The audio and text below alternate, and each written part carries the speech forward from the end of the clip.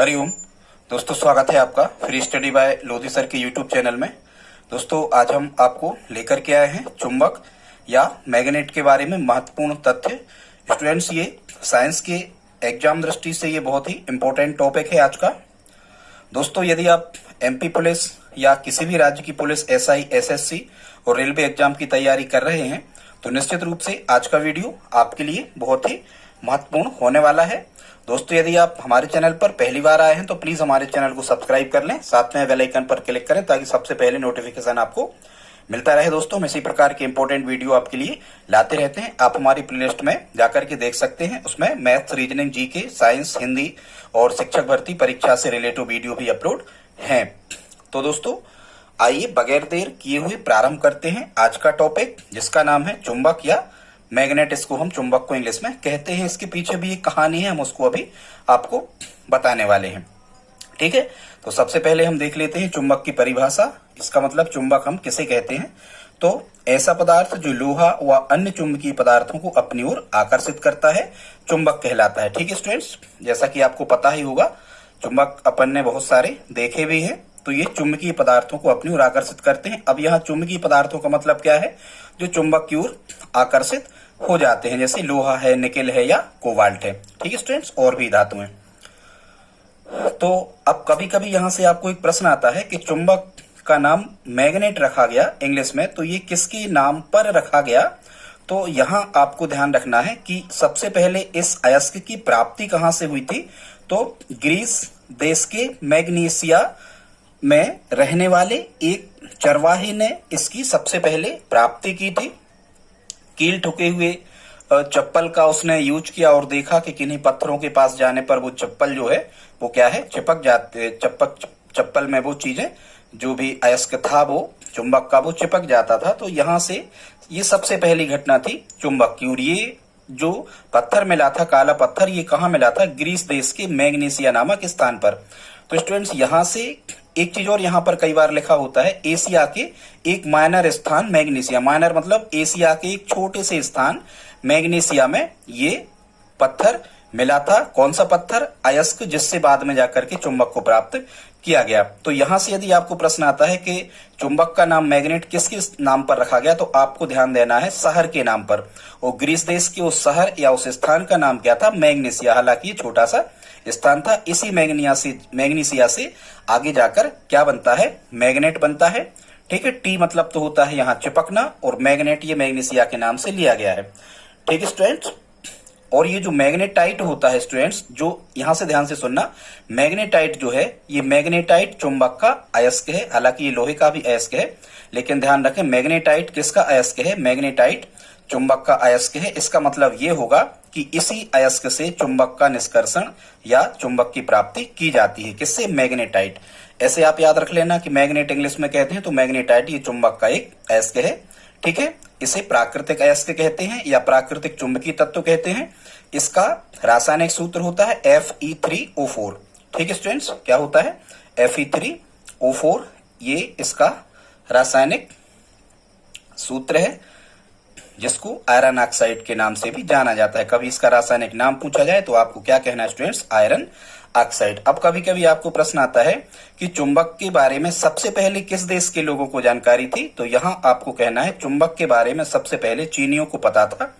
और जो चीनी थे, मतलब चीन देश के जो व्यक्ति थे, वो इसे लोड स्टोन कहते थे। क्या कहते थे? लोड स्टोन, मतलब एक लोड पत्थर या लोड स्टोन इसको कहते थे। ये काले रंग का होता था। और चीनी जो लोग थे वो सबसे पहले इस लोड स्टोन का उपयोग क्या ज्ञात करने में करते थे? तो दिशा ज्ञात करने में कहते थे स्टूडेंट्स। ये दिशा ज्ञात करने में ही सबसे ज्यादा प्राचीन काल में चुंबक का उपयोग किया जाता था। खासकर जो नाविक होते थे या जो नौसेना होती थी किसी भी देश की, ये सबसे ज्यादा चुंबकीय सुई का उपयोग, हालांकि बाद में चुंबकीय सुई बनने लगी। जब भी स्टूडेंट्स हम चुंबकीय सुई कहें तो आप समझना कि कोई इस प्रकार की कोई एक आकृति आती है जिसको हम चुंबकीय सुई कहते हैं। ऐसी कोई एक वस्तु आती है, लैब में ये मिलती हैं और अधिकांशतः फिजिक्स या भौतिकी के लैब में ये होती हैं। यहाँ ये जो कांटा लगा होता है ये विक्षेप देता है, यहाँ वहां ये हिलता है और ये इसके हिलने से चुंबकीय क्षेत्र की दिशा निर्धारित की जाती है। तो चुंबक का ये देशक गुण ही कहलाता है। ध्यान से सुनना, चुंबक का सबसे महत्वपूर्ण या सबसे निदेशक या सबसे मूल जो गुण होता है वो देशक गुण होता है। मतलब ये दिशा निर्धारित करने में बहुत ज्यादा आसानी कर देता है कौन? चुंबक।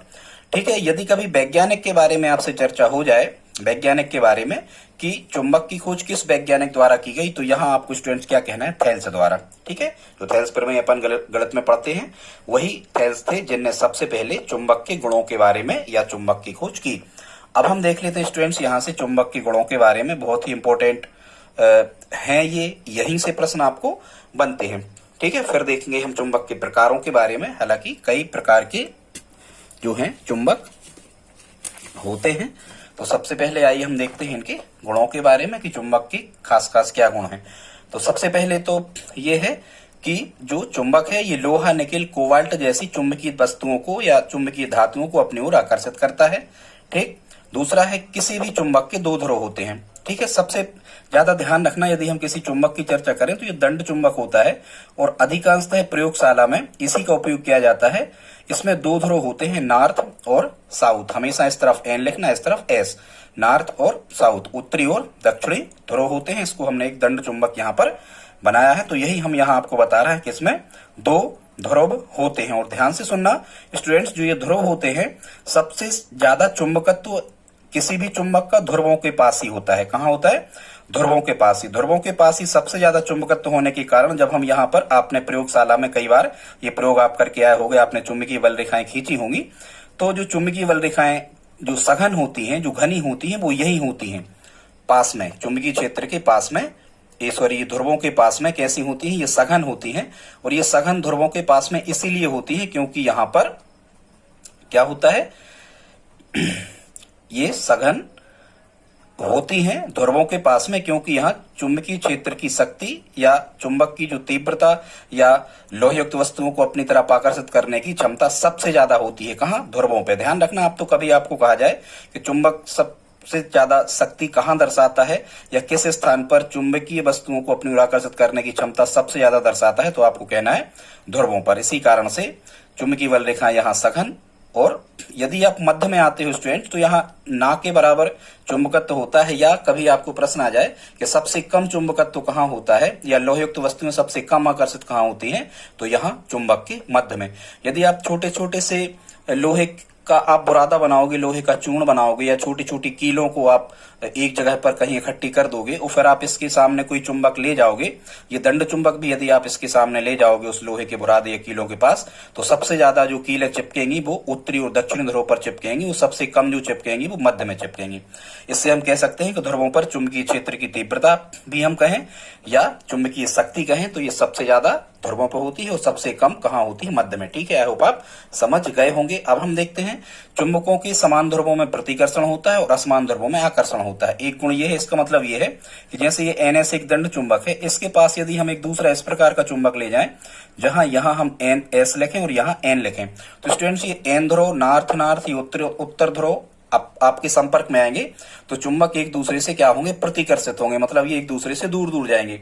इसी को यदि हम बदल दें, एक चुंबक पहले से रखा है और यदि इसके सिरे पर हम इस प्रकार से NS ध्रुव वाला लाएं तो यहाँ हो जाएगा S और यहाँ हो जाएगा N, तो ये हो गए असमान ध्रुव।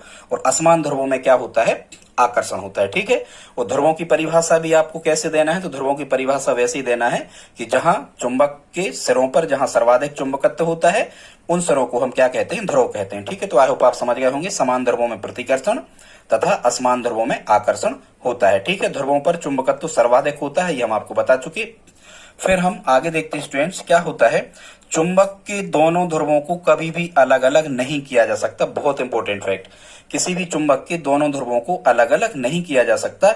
इसका मतलब यदि हम किसी भी चुंबक को काटते हैं, छोटे छोटे टुकड़े करते हैं, कितना भी छोटे से छोटा टुकड़ा किसी चुंबक का कर दिया जाए, यहां तक कि उसका बुरादा या धूल टाइप की भी बना दी जाए किसी चुंबक को या पीट कर, ठीक है, धूल या बुरादा भी बना दिया जाए, तो हमेशा कितने छोटे से छोटे चुंबक में भी N और S ध्रुव होते ही हैं। अपने आप NS ध्रुव मतलब उत्तरी और दक्षिणी ध्रुव अपने आप बनते जाते हैं। कहने का मतलब ये हुआ कि प्रत्येक छोटे से छोटा चुंबक अपने आप में क्या होता है? प्रत्येक छोटे से छोटा चुंबक अपने आप में क्या होता है, एक मूल चुंबक होता है। मूल चुंबक मतलब उसमें सदैव उत्तरी और दक्षिण ध्रुव रहते हैं। सीधी सी बात यह कि उत्तरी और दक्षिण ध्रुव को कभी भी समाप्त नहीं किया जा सकता और ना ही अलग अलग किया जा सकता है। कितना भी छोटे से छोटा चुंबक आप बना लें, उसमें उत्तरी और दक्षिण ध्रुव सदैव उपस्थित रहेंगी। ठीक है।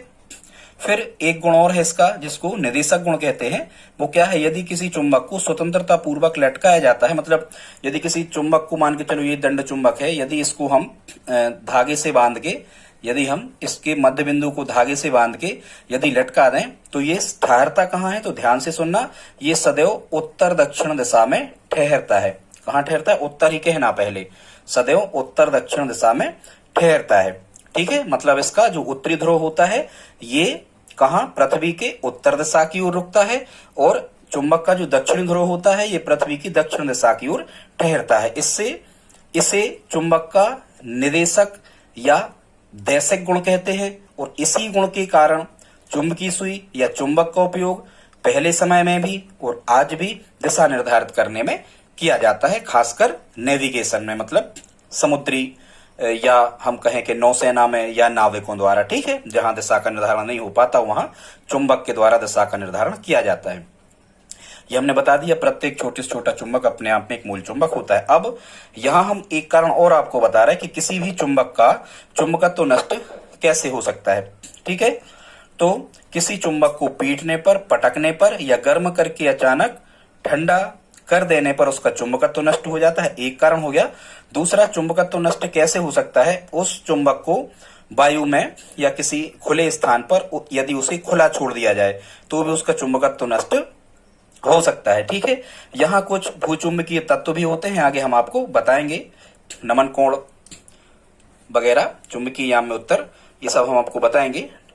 तो इन चुंबकीय तत्वों में या भूचुंबकीय जो घटक या भूचुंबकीय तत्व होते हैं, इनमें भी परिवर्तन हो जाने पर उसका चुंबकत्व नष्ट हो जाता है।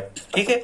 अब हम देखते हैं कि चुंबक में चुंबकत्व सबसे कम कहाँ होता है। तो ये तो हम आपको बता ही चुके थे कि जो ये मध्य में किसी भी दंड चुंबक का जो मध्य स्थान होता है, सिरों पर सबसे ज्यादा चुंबकत्व होता है, जिनको हम ध्रुव कहते हैं, और मध्य में चुंबकत्व न्यूनतम होता है। ठीक है। बीच में सबसे कम चुंबकत्व का गुण पाया जाता है। फिर यहाँ लिखा है कि चुंबक प्रेरण द्वारा चुंबकीय पदार्थों में चुंबकत्व उत्पादन किया जा सकता है, या चुंबकीय प्रेरण द्वारा चुंबकीय पदार्थों में चुंबकत्व उत्पादन किया जा सकता है। इसका मतलब आप समझना, यहाँ एक परिभाषा है चुंबकीय प्रेरण। स्टूडेंट्स, इस चुंबकीय प्रेरण का मतलब ये होता है कि जैसे मान के चलो ये दंड चुंबक है, ये चुंबकीय गुण दर्शा रहा है।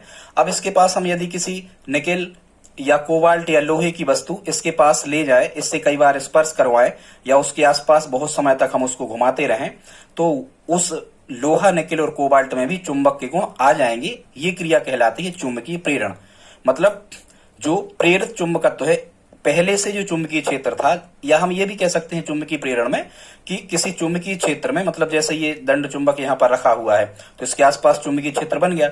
यहाँ हम किसी लोहे, निकेल या कोबाल्ट से बनी जो चुंबकीय वस्तुएं होती हैं, यदि उनको हम यहाँ इसके आसपास क्षेत्र में ले जाएं और कई बार या तो इससे घर्षण करवाएं, इसके आसपास कई बार घुमाएं, या इसके आसपास हम उसको रख दें, तो लोहा, निकेल, कोबाल्ट की जिस वस्तु को हम ले गए हैं उसमें भी चुंबक के गुण आ जाएंगे, वो भी एक चुंबक बन जाएगी। इसे हम चुंबकीय प्रेरण कहते हैं। ठीक है।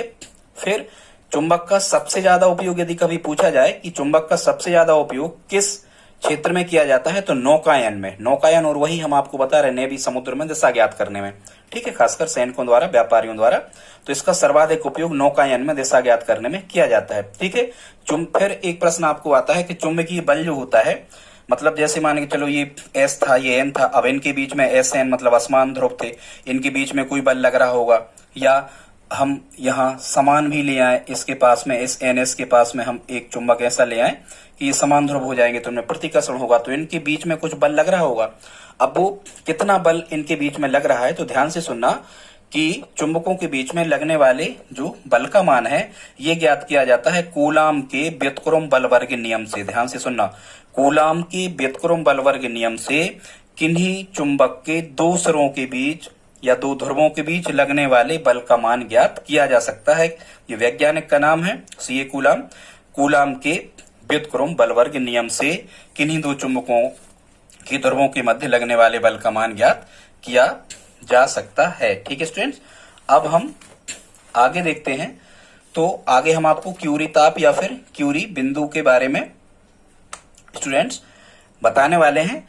तो क्यूरी ताप या क्यूरी बिंदु क्या होता है, ये अलग अलग वस्तुओं के, अलग अलग धातुओं के अलग अलग होते हैं। तो क्यूरी ताप या क्यूरी बिंदु जिस ताप पर किसी चुंबक का चुंबकत्व नष्ट हो जाता है, मतलब यदि किसी चुंबक को हम लगातार गर्म करते जाएं और यदि उस ताप तक हम गर्म करते जाएं तो जिस ताप पर उसका चुंबकत्व नष्ट हो जाता है, मतलब वो चुंबकीय गुण नहीं दर्शाता, चुंबकत्व समाप्त होना मतलब अब वो चुंबक नहीं रहा।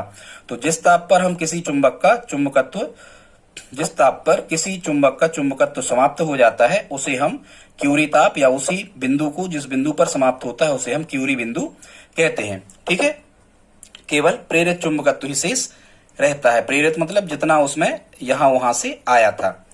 तो जैसे यहां हमने आपको बताया है कि कोबाल्ट जो है, ध्यान से सुनना, कोबाल्ट जो है, और ये वस्तुएं जो जिनके हम नाम ले रहे हैं ध्यान से सुनना, कोबाल्ट है, लोहा है और निकेल है, इन्हीं को चुंबकीय वस्तुएं कहते हैं। अधिकांशतः चुंबक इन्हीं के बनाए जाते हैं, आगे हम आपको बताने वाले हैं।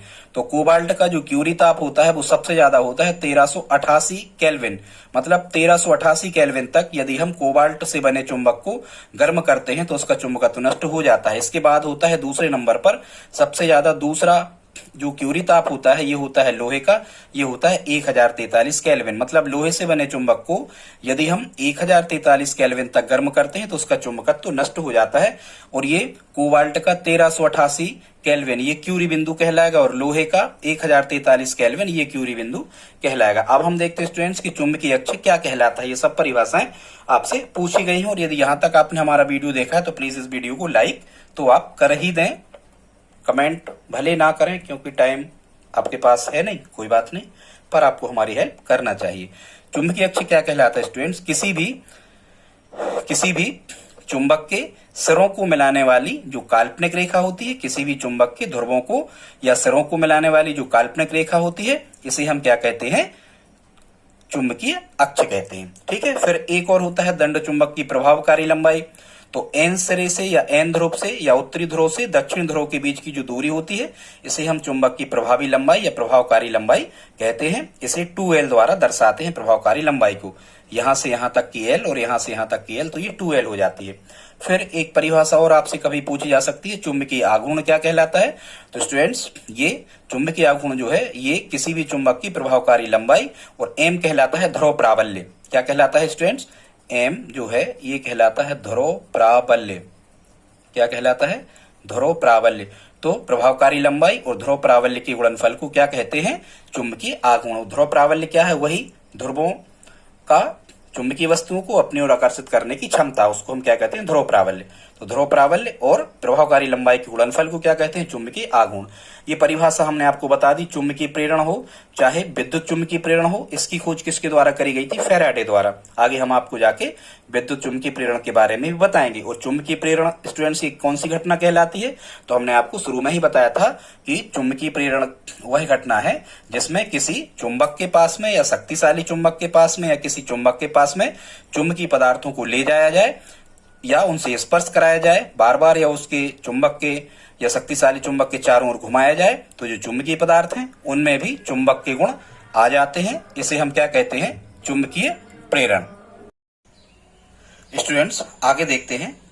आगे हम आपको बताने वाले हैं कि पृथ्वी भी एक बहुत बड़ा चुंबक है। कैसे, तो हम जानते हैं पृथ्वी एक बहुत बड़ा चुंबक है। ये सबसे पहले किसने बताया था, गिलबर्ट ने बताया था। और पृथ्वी एक बहुत बड़ा चुंबक है। ये भी चुंबकीय पदार्थ की भांति व्यवहार करती है, चुंबक की भांति व्यवहार करती है पृथ्वी। क्यों करती है, क्योंकि आपको पता है कि पृथ्वी के क्रोड में, मतलब पृथ्वी के बिल्कुल मध्य में, त्रिज्या के अंदर जाओ, पृथ्वी के बिल्कुल बीच में यदि हम जाते हैं तो हमें पता है कि लोहा और निकेल मुख्यतः पिघली हुई द्रवावस्था में है। और जब पृथ्वी घूमती है तो घूमने के साथ साथ इन पदार्थों का जो व्यवहार होता है वो एकदम चुंबक की तरह होता है।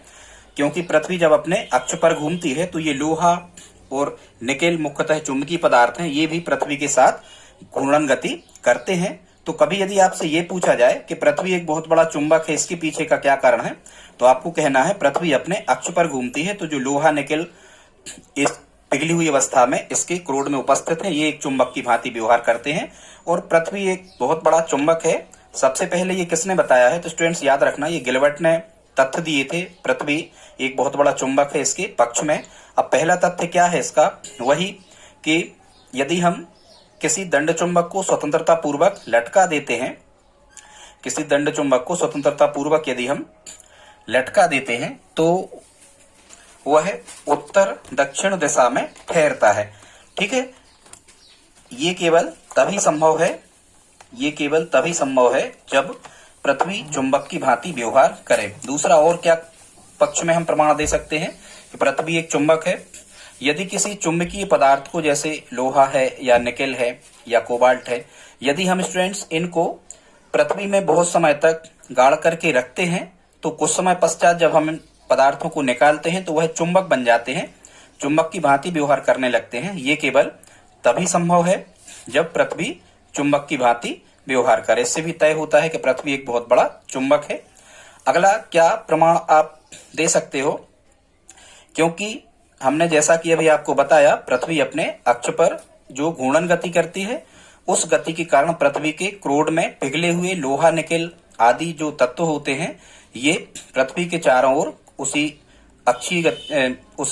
अपने अक्षीय गति के कारण, अपने घूर्णन गति के कारण घूमते हैं और इस कारण से भी पृथ्वी चुंबकीय व्यवहार दर्शाती है। एक चौथा कारण और है कि पृथ्वी एक चुंबक है। उसका चौथा कारण ये है कि जब हम कभी विद्युत चुंबकीय बल रेखाएं खींच रहे होते हैं स्टूडेंट, तो चुंबकीय बल रेखाएं खींचते समय क्या होता है कि हम यहाँ पर चुंबकीय सुई रखते जाते हैं। यहाँ ऐसी आपने शायद प्रयोगशाला में कभी 9th 10th 11th में ये प्रयोग किया हो, तो हम चुंबकीय बल रेखाओं को खींचते जाते हैं, लेकिन एक बिंदु ऐसा प्राप्त यहाँ पर हमें होता है जहां पर चुंबकीय सुई विक्षेप देना बंद कर देती है। तो जहां तुरंत बाद, इसके पहले विक्षेप दे रही थी और जहां तुरंत बाद चुंबकीय सुई का जो कांटा है वो हिलना बंद कर देता है, तो वह ऐसी स्थिति पे होता है जब पृथ्वी का चुंबकीय क्षेत्र प्रभावी हो जाता है। मतलब उस स्थान पर, उदासीन बिंदु पर कौन सी कंडीशन होती है, हम आपको बता रहे हैं कि दंड चुंबक या किसी भी चुंबक का उदासीन बिंदु क्या कहलाता है। तो ऐसा बिंदु जिस पर किसी चुंबक का चुंबकीय क्षेत्र की तीव्रता तथा पृथ्वी के चुंबकीय क्षेत्र की तीव्रता बराबर हो जाती है, ऐसे बिंदु को हम क्या कहते हैं, उदासीन बिंदु कहते हैं। और उदासीन बिंदु पर जो चुंबकीय सुई होती है वह विक्षेप देना क्या कर देती है, बंद कर देती है। ठीक है, चुंबकीय सुई के बारे में हमने थोड़ी देर पहले आपको बताया था, ये शायद हम आपको ये सब बता चुके हैं। आगे अब हम देखते हैं स्टूडेंट्स पृथ्वी के भूचुंबकीय तत्व।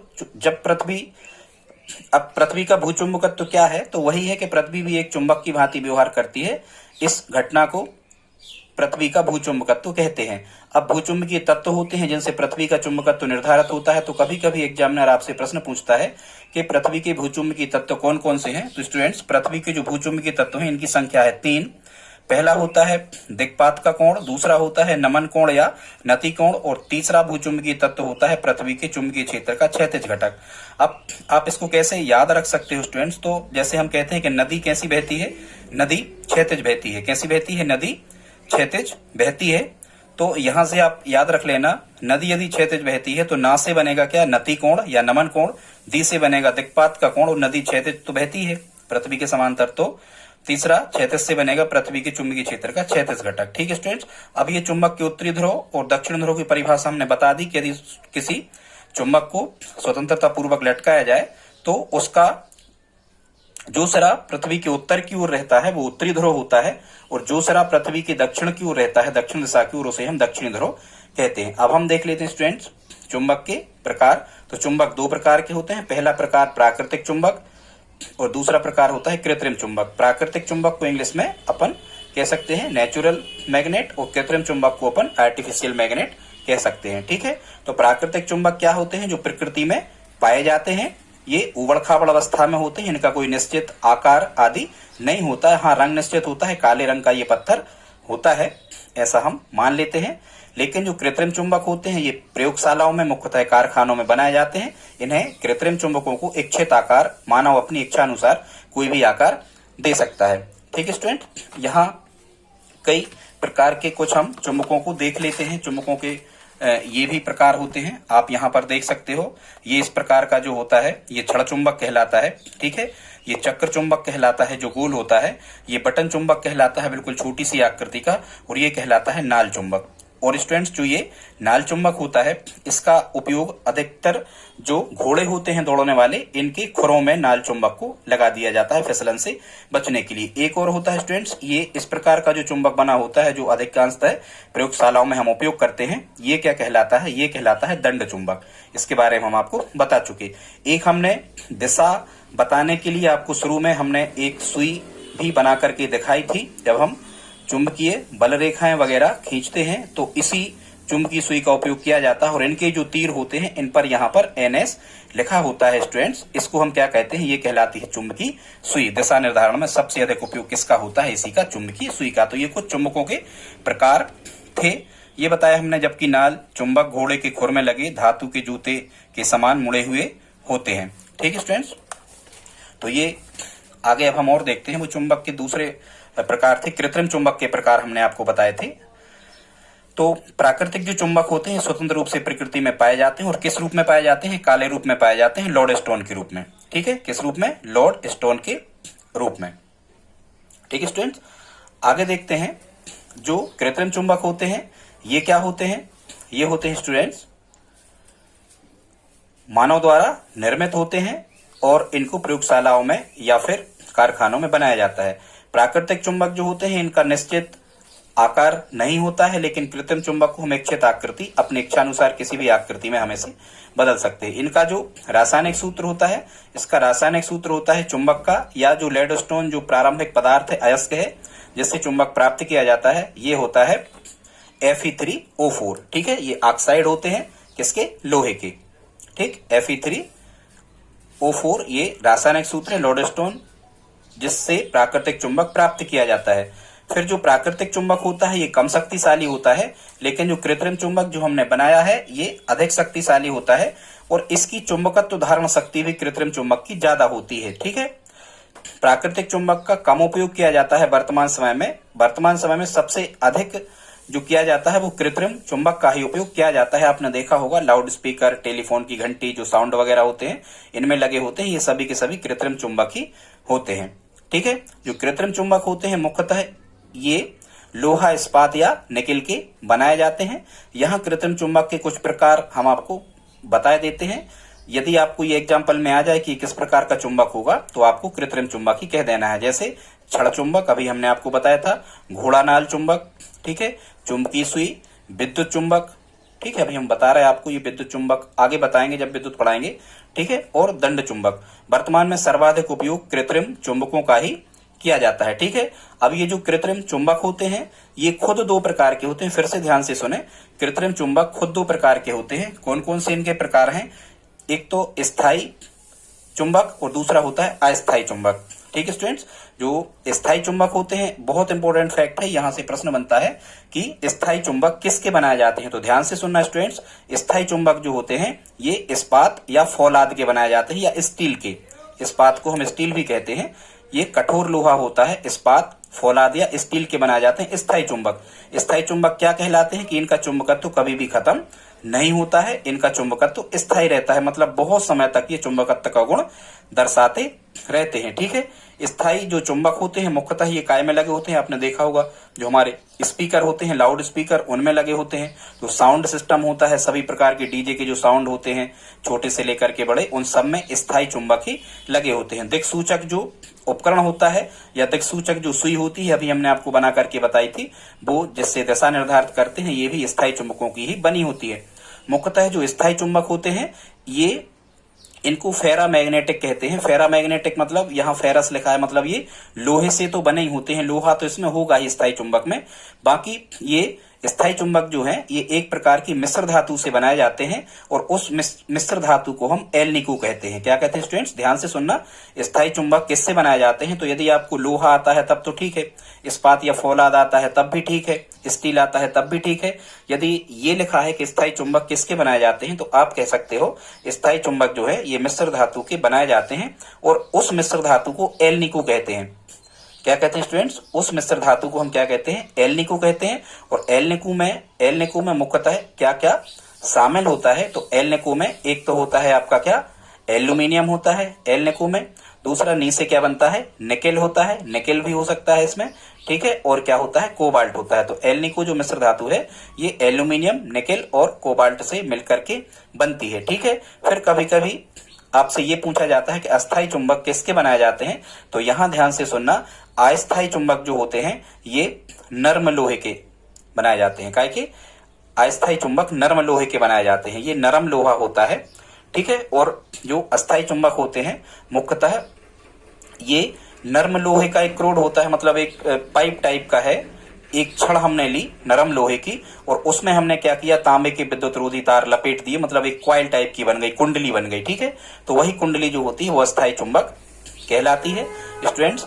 और ये जो अस्थायी चुंबक होता है ये विद्युत धारा पर निर्भर करता है। यदि किसी परिपथ में हम विद्युत धारा को बहाते रहते हैं तब वो चुंबकत्व का गुण दर्शाता रहता है। जैसे ही हम विद्युत धारा का प्रवाह रोक देते हैं तो वो चुंबकत्व का गुण भी समाप्त हो जाता है। अस्थायी चुंबक का उपयोग मुख्यतः कहाँ किया जाता है स्टूडेंट्स, तो अस्थायी चुंबक का उपयोग किया जाता है मुख्यतः जनित्र, जिनको हम विद्युत जनित्र या जनरेटर कहते हैं, जिनसे बिजली बनाई जाती है, वही जनित्र हैं। तो जनित्र में किया जाता है, विद्युत मोटर जो होती है घुमाने की या सिंचाई मोटर, किसी भी चक्की को घुमाने की मोटर, उनमें भी किया जाता है अस्थायी चुंबक का उपयोग। और जो विद्युत घंटी होती है इनमें भी किया जाता है अस्थायी चुंबक का उपयोग, ठीक है स्टूडेंट। तो आप समझ गए होंगे स्थायी और अस्थायी चुंबक में अंतर, इनके आप नोट्स बनाते जाएं। और यहां तक यदि आपने हमारा वीडियो देखा है तो प्लीज हमारे वीडियो को आप लाइक भी करते चलें। आगे देखते हैं, कुछ आप 5 मिनट और हमारे साथ रहें, कुछ और इम्पोर्टेंट फैक्ट है उनको भी हम आपको बता देते हैं। तो अगला जो स्टूडेंट्स इंपॉर्टेंट फैक्ट है वो है एमआरआई के बारे में आपको जानना है। तो ये स्टूडेंट्स एमआरआई जो है इसका फुल फॉर्म जानना है आपको। एमआरआई का फुल फॉर्म होता है magnetic resonance imaging. Magnetic resonance imaging ये एमआरआई का फुल फॉर्म है, पूछा जाने लगा है एग्जाम में, पिछली पुलिस भर्ती एमपी में ये पूछा गया था। इसको हिंदी में क्या कहते हैं, चुंबकीय अनुनाद प्रतिबिंब, ठीक है। इमेज मतलब प्रतिबिंब होता है, चुंबकीय अनुनाद इमेजिंग भी कह सकते हैं, चुंबकीय अनुनाद प्रतिबिंब भी कह सकते हैं, या फिर इसे चुंबकीय अनुनाद टेमोग्राफी भी कहते हैं, ठीक है। टेमोग्राफी यही कहलाती है, टेमोग्राफी एमआरआई। अब ये जो एमआरआई स्टूडेंट्स ये क्या है और देख लेते हैं।